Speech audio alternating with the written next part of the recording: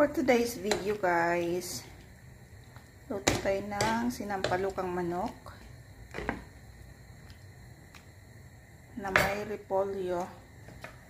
Dahil wala kami ibang gulay dito, so repolyo overload yan. Dahil mahilig tayo sa gulay, para may sabaw at gulay. So damihan natin ng repolyo.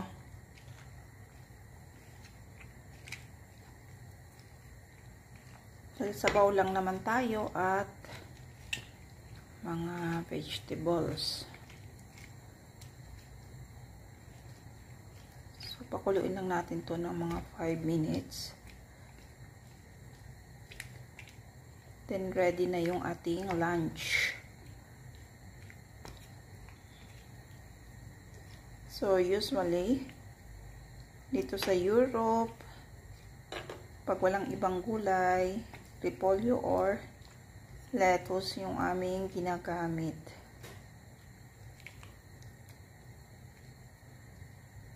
Gamit na gamit ang repolyo dito for salad and also for soup.